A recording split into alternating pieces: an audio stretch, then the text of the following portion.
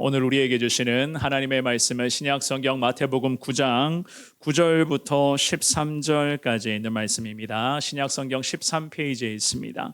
마태복음 9장 9절부터 13절까지 있는 말씀, 제가 한 절, 여러분들이 한 절, 마지막 13절은 우리 같은 목소리로 봉독하겠습니다. 찾으신 줄 알고 제가 먼저 9절을 읽습니다. 예수께서 그곳을 떠나 지나가시다가 마테라 하는 사람이 세관에 앉아 있는 것을 보시고 이르시되 나를 따르라 하시니 일어나 따르니라. 예수께서 마태의 집에서 앉아 음식을 잡수실 때 많은 세리와 죄인들이 와서 예수와 그의 제자들과 함께 앉았더니 바리새인들이 보고 그의 제자들에게 이르되 어찌하여 너희 선생은 세리와 죄인들과 함께 잡수시느냐. 예수께서 들으시고 이르시되 건강한 자에게는 의사가 쓸데없고 병든 자에게라야 쓸데가 있느니라. 같이 봅니다. 너희는 가서 내가 긍휼을 원하고 제사를 원하지 아니하노라 하신 뜻이 무엇인지 배우라. 나는 의인을 부르러 온 것이 아니요 죄인을 부르러 왔노라 하시니라. 아멘. 오늘 주시는 이 귀한 말씀을 통해서 예수 그리스도의 그 마음과 특별히 우리 예수님 우리에게 무엇을 당부하시는지, 그 주님께서 우리에게 원하시는 그 예수님의 귀한 은혜를 여러분들이 잘 깨달아 더 순종으로 나아갈 수 있는 이부 예배 나오신 여러분 모두가 되시기를 우리 주님의 이름으로 축원합니다. 우리 대한민국 국민에게는 가까우면서도 먼 곳으로 여겨지는 나라가 있습니다. 바로 그 나라는요, 바로 이웃에 있는 일본이라는 나라죠, 그죠? 여전히 일본에 대한 국민의 감정은 썩 좋다라고는 이야기를 할 수는 없을 것입니다. 특별히 우리가 반일 감정이라고도 그렇게 이야기들을 많이 하는데요. 게다가 이 국민의 마음에 남아있는 반일 감정을 자꾸만 부추기면서 그것을 이득으로 삼으려고 하는 세력들도 있고, 특별히 일본에서 생산된 그런 제품들을 구매하는 것에 대한 부정적인 인식도 아직은 우리 대한민국 국민들에게 참 많이 남아 있습니다.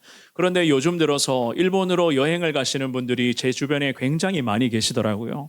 더 이 현상은 또 어떻게 설명을 해야 될 것인가 라는 그러한 마음도, 제가 그러한 생각도 한번 해보게 되었는데요. 그럼에도 일본은 우리가 품고 가야 할 선교의 대상국이고, 할 수만 있다면 많은 선교사님들은 그 일본 열도에 파송을 하여서 그 일본 열도에 하나님의 교회가 세워질 것을 우리는 계속 기도하며 나아가야 됩니다. 특별히 일본이라는 나라의 기독교는요, 수치상으로 통계가 인구 대비 약 0.4% 정도밖에 되지 않는다고 합니다. 그야말로 일본이라는 나라에서 우리 기독교는 소수 종교에 불과하거든요.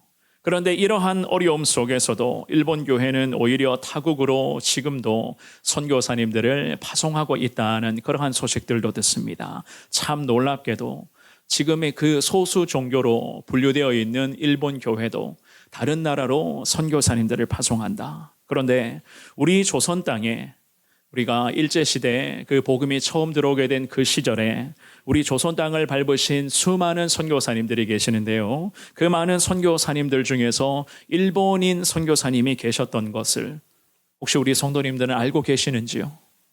일본인 선교사님이 계셨다는 것.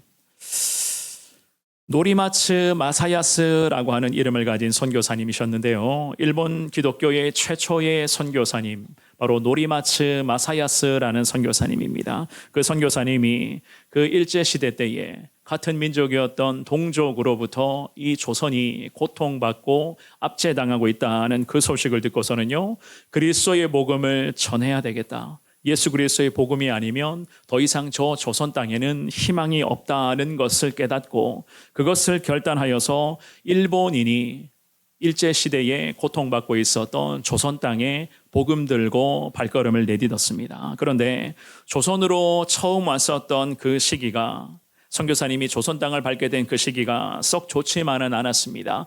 명성황후 시해 사건이 있었던 그 직후의 시점으로서 조선 민족들이 반일 감정이라고 하죠, 그죠? 그 반일 감정이 극에 달하는 그 시점에 마사야스 선교사님과 아내가 조선 땅을 밟게 되었습니다. 그럼에도 이 선교사님 부부는요, 옷부터 시작하여 먹는 음식이라든지 살았던 집도 다 조선식으로 바꾸고 그야말로 일본인이 조선 땅에 와서 그 일제시대의 지독한 고통이 이어지는 그 참혹한 과정 속에서도 일본인이 조선 사람처럼 살아가기를 시작을 합니다. 집신을 신고 다니면서 만나는 사람들에게 그리스도를 전하였고 동네 아이들을 돌보면서 아픈 환우들에게는 직접 선교사님 부부가 약을 구해주면서 그들을 위해서 치료하고 그리스도의 사랑을 나누어주는 그러한 사역들을 했다고 합니다. 특별히 먹을 것이 없어서 힘들어했었던 그 시대의 청년들과 성도들을 대접하기 위하여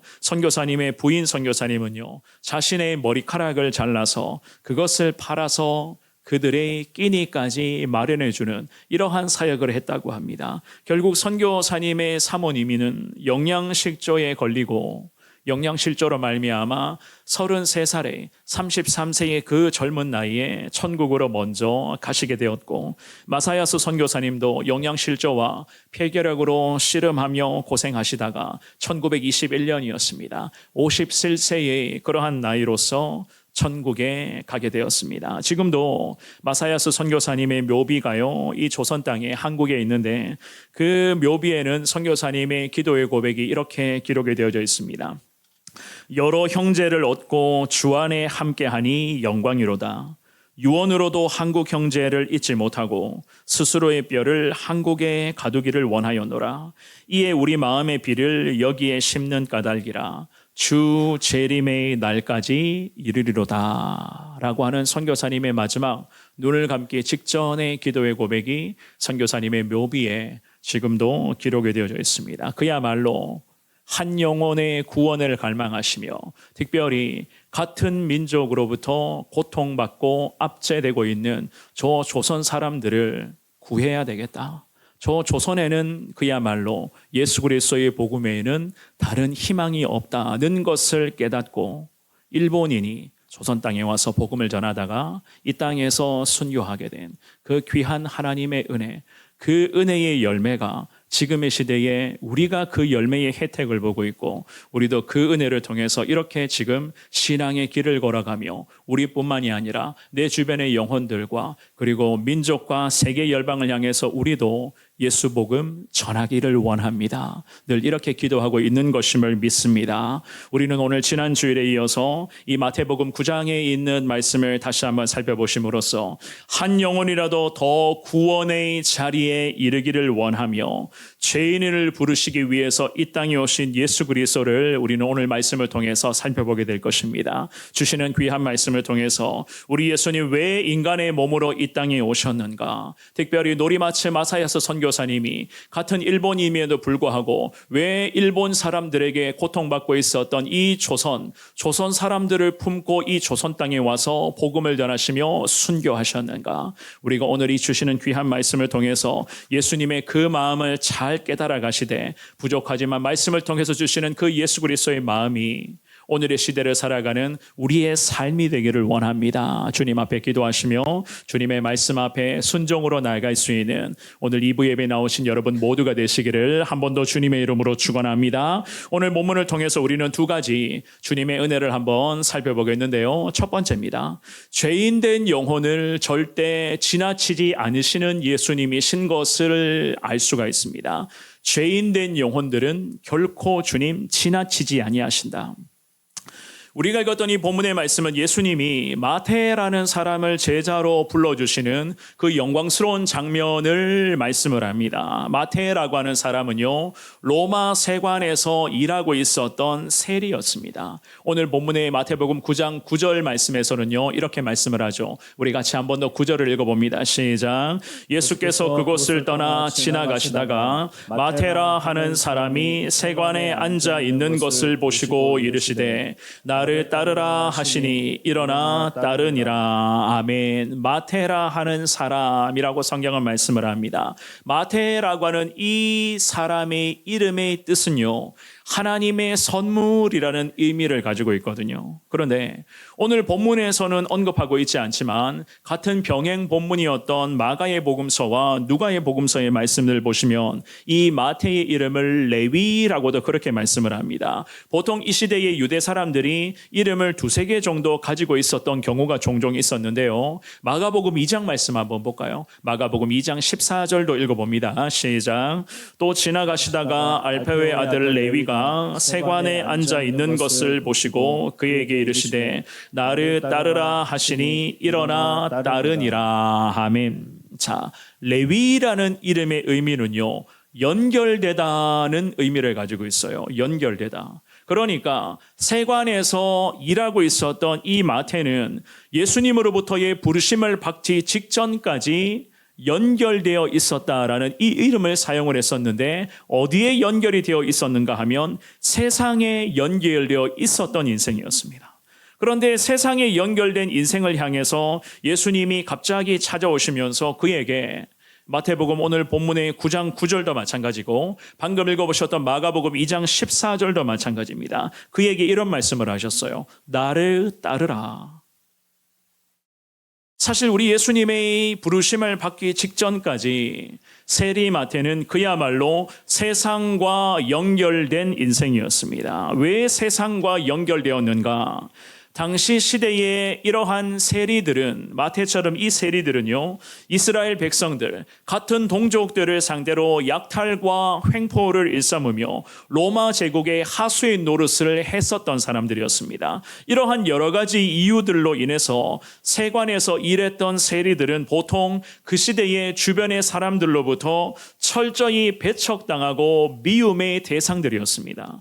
물론 우리 예수님을 만나는 이 순간까지도 마태는 그랬어요. 자신의 임무에 집중하면서 세관에서 앉아 세리를, 즉 세금을 지금 거두는 일을 지금 하고 있었거든요. 그래서 오늘 본문에 우리가 읽었던 마태복음 9장의 9절 말씀해 보시면 마태라 하는 사람이 세관에 앉아 있는 것을 예수님이 보시고 성경은 그렇게 말씀을 합니다. 세관에 앉아 있었다라고 하는 9절 말씀의 이 표현은 그 일에 집중하고 있었다는 의미로 해석을 합니다.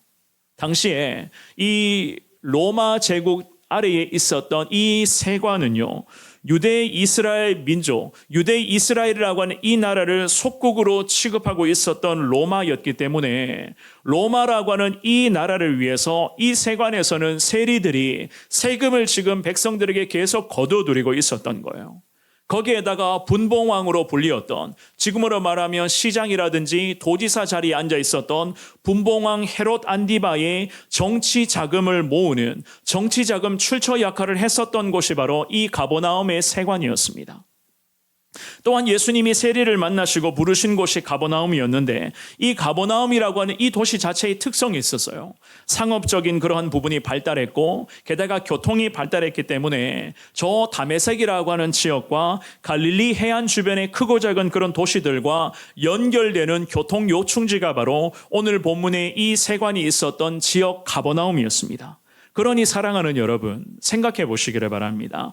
육상이라든지 그리고 해상 교통 수단도 발달된 곳이었고 이곳을 통해서 많은 물건들이 오고 가고 많은 물건들을 사고 파고 유통되는 그러한 거충지 역할을 했었던 그러한 곳이 바로 가버나움이라는 이 도시였는데 그 가버나움 한복판에 세관이 있었다는 거예요. 그 세관, 모든 상품에, 유통되는 모든 상품에 관세를 부과하는 데는 정말로 최적의 장소가 바로 이 가버나움 세관이었습니다. 이런 곳에 마태라는 사람이 지금도 일에 집중하고 있었습니다. 성경 해석가들에 따르면요, 당시 시대의 세리들은 로마 치하에서 백성들에게 세금을 거두어들이는 이 과정에서 정말이지 말로 표현할 수 없을 만큼 온갖 악행과 약탈을 저질렀다라고 이야기를 하거든요. 우리가 보통 TV에서 영화라든지 드라마의 그러한 모습들을 보면 종종 대부업계에서 종사하시는 분들을 묘사를 할 때에 채무자들에게 악행을 저지르면서 많은 이자를 내게 하고 돈을 제대로 갚지를 안 하며 온갖 괴롭힘들을 행사하는 그러한 장면들을 우리는 TV에서 많이들 보셨잖아요. 물론 그 정도의 악행이 이루어졌는지는 구체적으로 설명이 되지 않아서 모르겠지만 분명한 것은 악행과 약탈이 이 민족들에게 세관을 중심으로 지금 자행되고 있었어요. 그러니 당연히 예수님 시대에 세관에 일하는 세리들은 그 동족들 사이에서는 결코 어울릴 수가 없는 자들이었습니다. 이러한 여러 가지의 정황을 살펴봤을 때에 세관의 시선도 마찬가지고 그 세관에서 일하고 있었던 세리들은 그 시대 사람들에게는 매번 따돌림, 비난, 증오, 미움의 대상자들이었습니다. 물론 세관에서 일했던 세리들은 돈은 많았겠죠.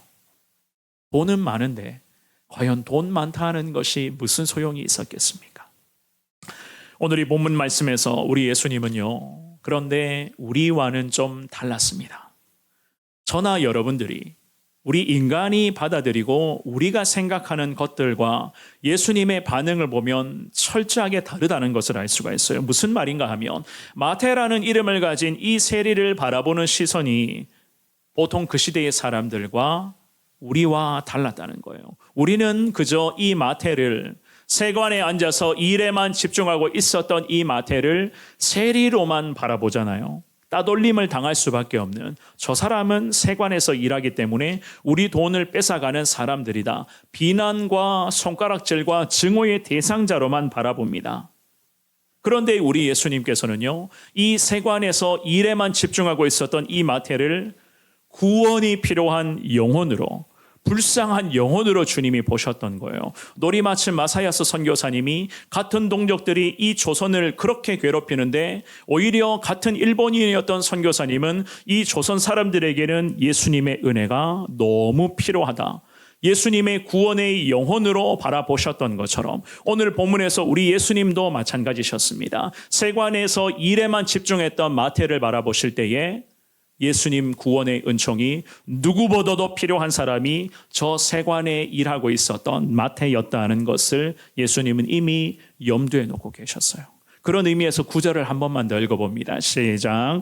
예수께서 그곳을 떠나 지나가시다가 마태라 하는 사람이 세관에 앉아 있는 것을 보시고 이르시되 나를 따르라 하시니 일어나 따르니라. 아멘. 제가 이 말씀을 준비하고 묵상을 하면서 아무 의미 없이 그저 오늘도 세관에 앉아서 일에만 집중했었던 이 마태가요, 예수님으로부터의 첫 마디를 들었을 때, 나를 따르라 라는 이 예수님의 첫 마디를 들었을 때 마태의 마음이 어땠을까를 한번 고민해 보게 되었습니다.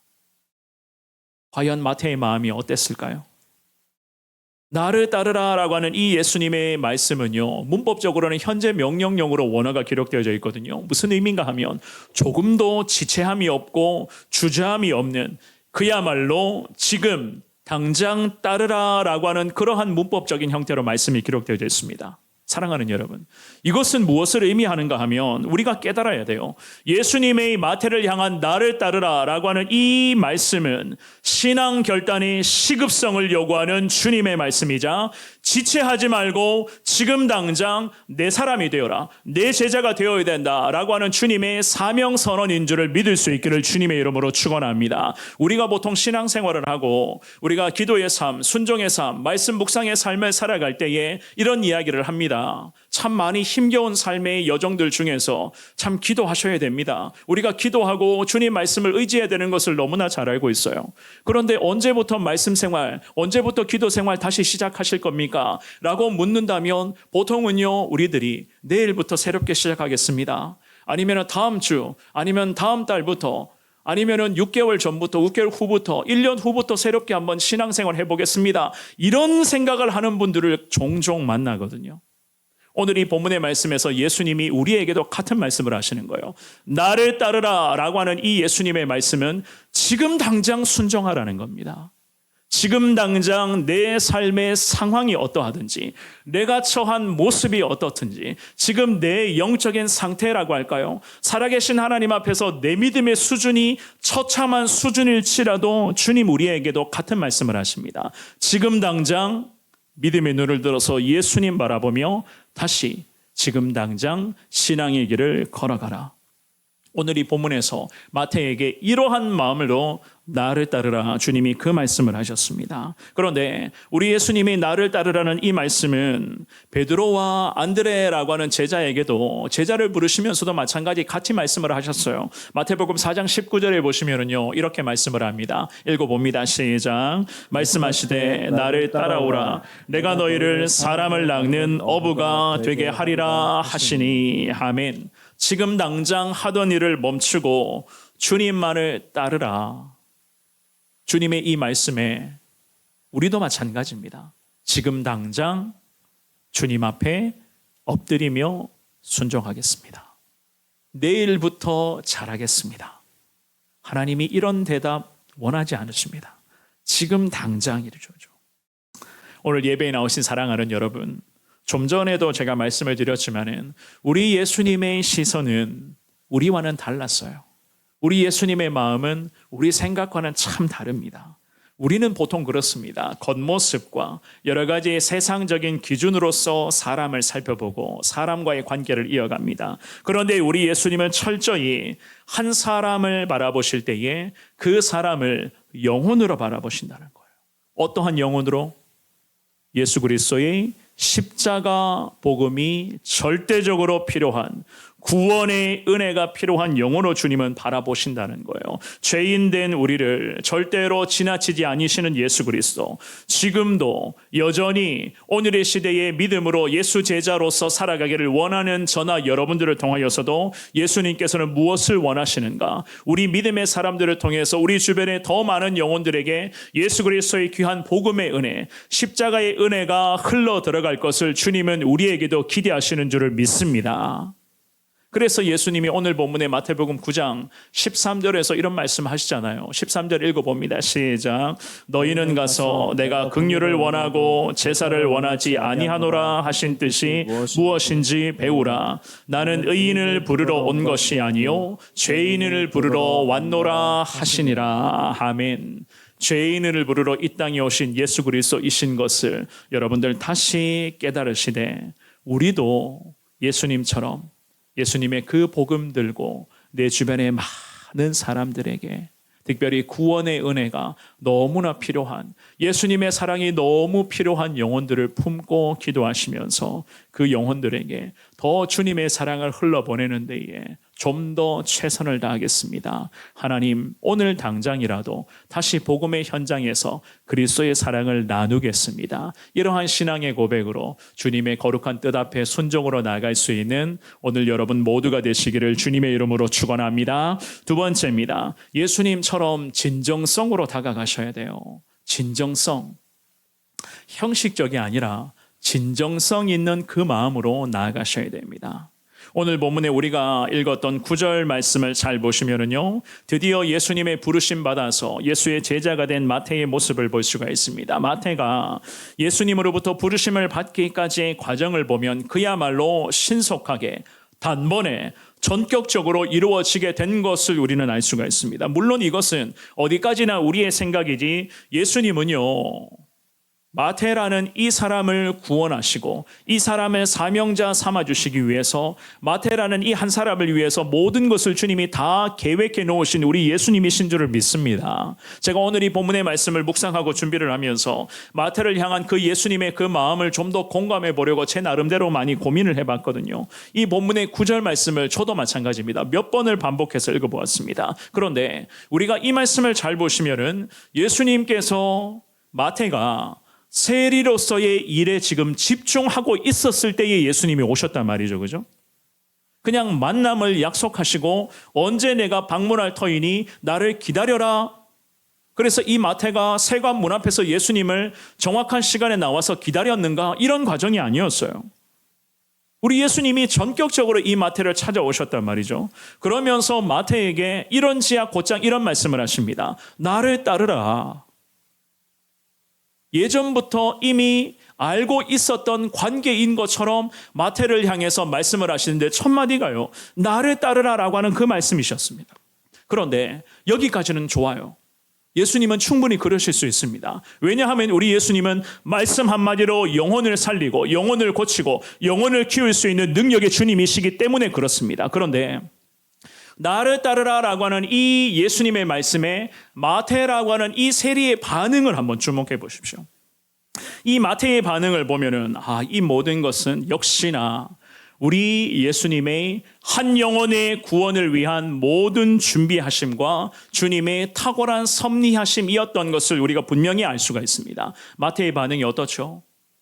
9절 말씀에 가장 마지막에 보시면 일어나 따르니라, 성경은 이렇게 말씀을 합니다. 일어나 따라가다. 이 구절에서 우리는 예수님의 한 영혼을 위한 완전한 계획하심과 마태라는 이 사람의 완벽한 순종의 아름다운 미를 우리는 맛볼 수가 있어요. 완전한 구원의 계획하심에 완벽한 순종으로 한 사람이 드디어 구원의 자리로 나아가게 되었다. 일어나 따르니라 라고 하는 이 마태의 반응은 미련이나 후회가 있을 수 없는, 그야말로 과거의 자신과는 완전히 단절하겠습니다라는 그 의미였거든요. 이 가버나움 세관의 마태가 역할을 맡았던 그 마태의 자리는 물론 다른 사람으로 대체가 되겠지만은 이 마태는 이 세관의 자리보다 더 영광스러운 저 천국 일꾼의 자리에 드디어 이 순간에 주님 앞에서의 믿음의 고백을 통해서 그 자리에 올라가게 된 것이었습니다. 이 같은 상황을 놓고 누가가 썼던 복음서에는요, 이렇게 설명을 해요. 누가복음 5장 27절과 28절 말씀, 우리 두 구절의 말씀 읽어봅니다. 시작. 그 후에 예수께서 나가사 레위라 하는 세리가 세관에 앉아 있는 것을 보시고 나를 따르라 하시니 그가 모든 것을 버리고 일어나 따르니라. 아멘. 누가가 기록한 이 복음서에서는 같은 상황을 좀 더 자세하게 설명을 하죠. 이 마태가 예수님으로부터 나를 따르라 라고 하는 이 예수님의 말씀을 듣자마자 이렇게 반응합니다. 어떻게 해요? 모든 것을 버리고 일어나 주님을 따랐다. 모든 것을 버렸다는 거예요. 그동안 거머쥐고 있었던 부와 그 많은 재물과 그리고 세리라고 하는 그 자리와 권위와 자기가 누릴 수 있는 노후 대책이라고 하죠. 요즘 시대의 사람들이 노후 대책에 정말 관심이 많은 것을 제가 비로소 알게 되었는데요. 이 노후 대책까지 사실 이 세리에게는 다 보장되어 있었던 건 아니었겠습니까? 그런데 이것마저도 다 던져버리고 예수 그리스도의 말씀 앞에 이 마태는 모든 것을 버리고 주님을 따라갔다. 성경은 이렇게 말씀을 하고 있습니다. 사랑하는 여러분, 마태를 만나주시고 그 마태를 제자로 불러주신 우리 예수님께서는 결코 즉흥적으로 이 마태를 만나시지 않으셨어요. 모든 것을 세밀하리만큼 다 계획하시고 준비하시며 한 영혼을 구원하시기 위한 그 당신의 계획을 예수님도 차근차근 이루어 가시는 우리 주님이셨습니다. 이러한 주님의 완전한 계획하심에 완벽한 순종으로 주님의 제자 되기를 결단하는 이 마태의 모습을 보면서 오늘의 시대에 살아가고 있는 우리는 왜 예수님이 이 땅에 인간의 몸으로 오셨는가에 대한 진정한 이유를 다시 깨닫고 그것을 되뇌어야 되는 거예요. 사랑하는 여러분, 우리 예수님 왜 이 땅에 오셨습니까? 왜 우리 예수님이 이 땅에 인간의 몸으로 예수님 성육신 하셨겠습니까? 이 질문에 대해 히브리서 기자가 이렇게 말씀을 합니다. 히브리서 2장 17절과 18절 말씀, 우리 같은 목소리로 이 말씀 읽어봅니다. 시작. 그러므로 그가 범사의 형제들과 같이 되심이 마땅하도다. 이는 하나님의 일에 자비하고 신실한 대제사장이 되어 백성의 죄를 속량하려 하심이라. 그가 시험을 받아 고난을 당하셨은즉 시험 받는 자들을 능히 도울 수 있느니라. 아멘. 히브리서 기자가 왜 예수님 이 땅에 오셨는가에 대한 질문에 대한 대답을 이렇게 설명을 해요. 하나님의 신실한 대제사장이 되어서 백성들의 모든 죄를 속량해 주시기 위하여 예수님 친히 이 땅에 오셨다. 특별히 십자가 그 처절한 고난과 그 고통의 죽음 앞에 마지막까지 시험 당하시고 괴로워하셨지만은 우리 예수님 그럼에도 십자가 순종이 지금도 죄악 가운데 고통받는 자들을 능히 도우실 수 있다는 이 목적 가지고 예수님이 이 땅에 인간의 몸으로 오셨음을 우리는 믿습니다. 그러므로 예수 그리스도를 따르는 자, 오늘도 예수 그리스도의 복음을 전하는 자로 살아가기를 우리 원하는 우리 사명자들은 무엇보다도 예수님의 그 마음, 한 영혼을 향한 그 진정성을 우리는 닮아가셔야 되는 거예요.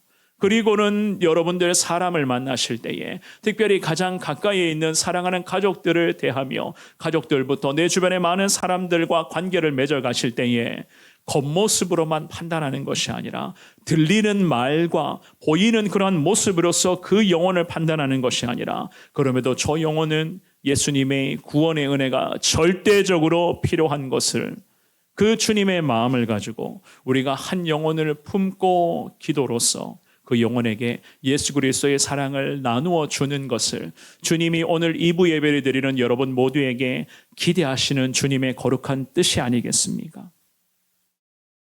오늘 본문에서 예수님의 진정성 담긴 구원의 계획은요, 계속 진행됩니다. 10절 말씀. 우리 같은 목소리로 마태복음 9장의 10절을 읽어봅니다. 시작. 예수께서 마태의 집에서 앉아 음식을 잡수실 때에 많은 세리와 죄인들이 와서 예수와 그의 제자들과 함께 앉았더니. 아멘. 예수님의 진정성이 담긴 부르심의 마태는 즉각 겸손으로 순종을 합니다. 그리고 곧장 순종의 열매가 나타나죠. 자기 집으로 예수님을 초대하여서 식사하며 예수님과 함께 교제를 나눕니다. 방금 읽어보신 10절 말씀의 중반부에 앉아 음식을 잡수실 때에 당시에 예수님의 모습을 그렇게 말씀을 합니다. 이 모습은 유대인들의 전통 식사법을 그대로 설명한 것인데요. 식탁에 앉아서 거의 눕다시피 기댄 상태로 음식을 먹는 그러한 유대 사람들의 전통이 있었습니다. 이미 예수님의 제자가 된 지 오래된 것처럼 마태와 예수님의 관계는 좀 더 특별해 보이죠. 그죠? 이렇게 의미 있는 자리에 함께한 사람들도 물론 있었는데요. 그 사람들이 누구인가? 오늘 본문의 10절의 하반절에는 이렇게 그 사람들을 이야기를 합니다. 많은 세리와 죄인들이 와서 예수와 그의 제자들과 함께 앉았더니. 사실상 지금 이 예수님, 마태의 집에 오신 이 예수님이 함께하는 이 자리는 마태의 입장에서는 드디어 내가 예수님을 모시고 예수 그리스도의 거룩한 사명자로 거듭나게 되는 은혜의 과정을 지금 경험하는 것이고, 다른 측면에서 이 마태는 지금까지 고생했었던 우리 동료들과 작별을 고하는 그러한 의미 있는 지금 자리를 지금 갖고 있었습니다. 물론 이 자리에서 마태는요, 예수님의 진정성 있는 부르심에 즉각 순종했다는 것을, 그리고 마태 자기 자신은 이제부터는 예수 그리스도의 온전한 제자 되어 세상의 모든 거머쥔 것들을 단번에 번져버리고, 게다가 함께 동고동락했었던 그 다른 동료들에게는 예수 그리스도의 그 마음으로 드디어 이 동료들에게는 주님의 그 영광과 주님의 은혜를 나누겠다는 그 마음으로 모든 영혼들, 특별히 이 시대의 죄인으로 손가락질 받고 취급받았던 사람들을 초대하고 있었던 것이었습니다. 유대인들은 그랬습니다. 세관의 세리들은 상종조차 하지 않았습니다. 그런데 우리 예수님은요, 이런 사람들과 지금 같은 식탁에서 거의 눕다시피 한 상태에서 저들과 식사의 교제를 나누고 있었다는 거예요. 함께 식사했다는 것은 그 시대 사람들은 어떻게 해석을 하고 받아들이느냐? 서로를 인정하는 관계가 되었습니다라는 이런 의미의 자리가 바로 식사 자리거든요. 평화를 다지고 관계를 다져나가고, 이제부터는 우리가 같은 공동체에 속한 자인 것을 이 의미를 되뇌이는 시간이 바로 전통적인 이 유대인 식사 자리의 그런 의미였습니다. 그런데 우리 예수님, 누구와 이런 식사 자리를 가지셨다고요? 많은 세리와 죄인들과 함께 이 의미 있는 식사 자리를 갖게 되었다. 마태와 같은 세리들, 죄인들에게 우리 예수님은 이 사람들도 예수님과 하시는 구원의 방주에 이 사람들을 주님이 초대하셨다. 얼마나 귀한 일입니까? 그런데 사랑하는 여러분, 이러한 하나님의 은혜가 머무는 곳에서는요, 우리도 잘 아는 것처럼 항상 문제는 사탄 마귀의 방해는 늘 생겨나기 마련이겠죠. 그죠? 오늘 본문의 11절 말씀은 이렇게 말씀을 합니다. 읽어봅니다. 시작. 바리새인들이 보고 그의 제자들에게 이르되 어찌하여 너희 선생은 세리와 죄인들과 함께 잡수시느냐. 아멘. 예수님의 파격적인 진정성 구원의 과정 앞에 바리새인들이 모든 것을 관찰하고는 비난합니다. 기다렸다는 듯이. 이 바리새인들은 마태의 집에 죄인으로 취급받는 저 사람 집에 왜 너희 선생이 여기까지 왔는가를 질문을 해요. 사실 이들은 예수님을 계속 따라다니고 있었거든요. 예수님을 따라다니며 감시 중이었습니다. 저들의 율법과 유대 사람들의 전통에 저촉되는 걸리는 부분은 없는지, 특별히 하나님의 이름을 모독하는 신성 모독의 죄를 지금도 범하고 있는 것은 아닌지를 감시하기 위해서, 물론 이날도 마찬가지였습니다. 세리와 죄인들 그리고 이방인들과 함께 같은 자리에서 먹고 마시는 것 자체를 율법을 범한다라는 것으로 저들은 해석하고 그것을 그렇게 인정하고 있었습니다. 그래서 비난을 쏟아내죠. 방금 읽어보신 11절 말씀해 보시면 어찌하여 너희 선생은 세리와 죄인들과 함께 잡수시느냐. 이 말인 즉슨 예수님이 종교적으로 그리고 사회적으로 버림받는 패거리들과 함께 어울리고 있다는 거예요. 저 패거리들과 어울리는 한 예수라는 사람은 결코 유대인의 기준에서는 의인이 될 수가 없다는 거예요. 절대 예수라는 사람은 의인이 될 수가 없다. 그런데 우리 예수님, 그들의 마음을 훤히 다 내다보고 계셨죠. 삐뚤어진 그들의 마음. 우리 예수님이 그들에게 이런 말씀을 하십니다. 12절과 13절 한번 읽어볼까요? 12절 13절입니다. 시작. 예수께서 들으시고 이르시되 건강한 자에게는 의사가 쓸데없고 병든 자에게라야 쓸데있느니라. 너희는 가서 내가 긍휼을 원하고 제사를 원하지 아니하노라 하신 뜻이 무엇인지 배우라. 나는 의인을 부르러 온 것이 아니요 죄인을 부르러 왔노라 하시니라. 아멘. 우리 예수님을 자신을 일컬어서 의사라고 말씀을 합니다. 영혼을 고칠 수 있는 유일한 의사, 영혼을 살려낼 수 있는 유일한 치료자로 예수님이 자신을 저렇게 말씀을 하세요. 특별히 12절에 읽어보신 것처럼 건강한 자에게는 의사가 쓸데없고 병든 자에게라야 쓸데있느니라. 건강한 자와 병든 자는요, 13절에서 예수님이 이렇게 말씀하시죠. 의인과 죄인을 지금 가리키고 있거든요. 물론 이 말씀도 그랬습니다. 유대인들의 메시아를 판단하고 메시아를 인정하는 기준 자체에 완전히 역행하는 주님의 그러한 말씀이었어요. 자신들만 의인으로 생각했던 바리새인들과 그 시대의 종교 지도자들이었거든요. 그런데 과연 예수님이 진정 메시아로 이 땅에 오신 하나님이 보내신 메시아 그리스도라면 저들의 판단은 오히려 세리와 죄인들과 같이 밥 먹는 것이 아니라 저들을 심판하셔야 된다라고 주장하고 있었던 자들이었습니다. 그리고 저들은 심판받아 마땅받아야 할 죄인들이고, 오늘 우리 바리새인들이나 그 시대의 사두개인들이나 그 시대의 서기관들이나 그 시대의 종교계에 몸담고 있는 우리는 구원받아야 할 사람들이다라는 이러한 완전히 하나님 나라를 역행하는 이 생각을 지금 가지고 있었던 것이었습니다. 그래서 우리 주님, 그들의 삐뚤어진 마음, 이러한 마음을 훤히 내다보시고는요, 오늘 본문의 말씀을 통해서 건강한 자들에게는 의사가 쓸데없지만 병든 자들에게는 무조건 의사가 있어야 된다. 어떤 병이요? 죄의 병, 영혼의 병. 이 병에는 무조건 유일한 치료자이시고 영혼을 살릴 수 있는 의사이신 예수가 필요하다는 거예요. 사랑하는 여러분, 바리새인들은 스스로 잘났다고 생각했던 자들이었습니다. 그랬기 때문에 예수님이 필요 없었어요.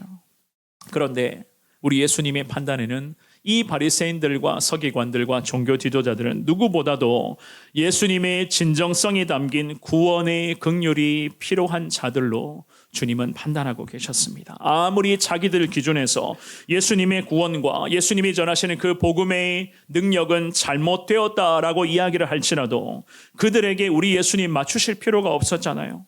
하나님의 뜻에 예수님 맞춰가시면 되는 것 아니겠습니까? 그래서 예수님께서 저들의 면전에서 건강한 자들에게는 의사가 필요 없지만 병든 자들에게는 무조건 영혼의 치료자이신 의사 예수 그리스도가 필요하다. 나는 의인을 부르러 온 것이 아니라 죄인을 부르러 위해서 이 땅에 왔노라. 주님이 이런 말씀을 하셨습니다. 지금의 시대가 아무리 교회를 비난하고 예수님의 복음을 손가락질 한다고 해도 우리는 그저 하나님의 뜻에 따라 오늘도 저나 여러분들은 전하셔야 되는 거예요. 예수 그리스도의 은혜를 나누셔야 되는 것이고 예수님의 이름으로 작은 물 한 모금 하나일지라도 같이 예수님의 이름으로 우리가 나눌 줄 알아야 됩니다. 지금의 시대가 극단적 이기주의, 이 극단적 이기주의가 너무나 팽배해져가는 시대 아니겠습니까? 나 아닌 다른 사람들에게는 설령 가족들에게도 나 아니라면 나와 상관이 없다면 관심 없어져가는 그러한 시대에 우리가 살아가고 있습니다. 하지만 우리가 믿는 예수 그리스도, 우리가 믿는 예수님은 우리에게 말씀하시기를 이러한 세상의 흐름과 우리는 정반대로 가야 한다는 것을 오늘 말씀을 통해서 우리에게 가르쳐 주시는 것임을 믿습니다. 오늘도 만나는 가족들부터 내 주변의 많은 영혼들에게 그리스도의 사랑을 나누시되 오늘도 우리가 교회 안에서 예배드리고 나서 그리고 예수님의 이름으로 각각의 셀에서 셀 모임을 하시고 함께 식사하시고 믿음의 시간을 갖게 되실 것입니다.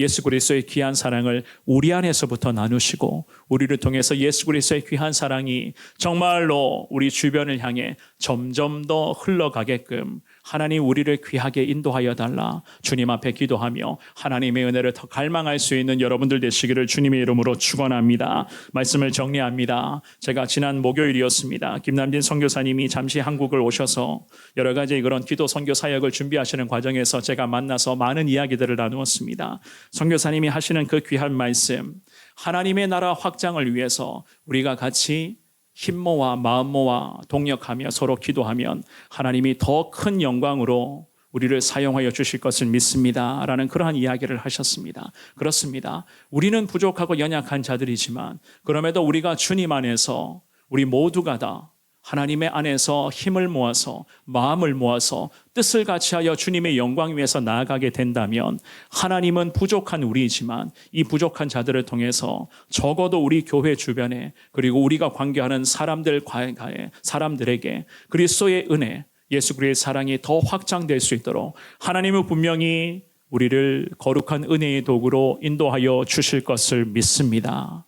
오늘 주시는 이 귀한 말씀을 통해서 죄인을 지나치지 않으시고 그 순간 구원의 은혜를 베풀어 주시며 그 한 영혼을 살리시기 위해서 몸부림치신 예수 그리스도, 진정성으로 영혼을 대하시며 마음으로 그 영혼을 치료하시며 한 영혼을 살려내시기 위해서 끝까지 예수님 함께 식사하시고 죄인들로 취급받는 그 시대의 불쌍한 자들에게까지 손 내미시며 같이 시간을 보내셨던 그 예수 그리스도의 그 모습을 잘 배움으로 말미암아 우리도 영혼을 눈으로 판단하지 말고 귀로 판단하지 말고 보이는 모습으로 판단하는 것이 아니라 그 영혼을 구원의 은혜가 너무나 필요한 영혼으로 진정성으로 품기를 원합니다. 주님 앞에 기도하시면서 거룩한 예수 그리스도의 복음을 전하시며 온전한 예수의 제자로서의 삶을 살아가는 데에 더 힘을 낼 수 있는 오늘 예배 나오신 여러분 모두가 되시기를 우리 주님의 이름으로 축원합니다.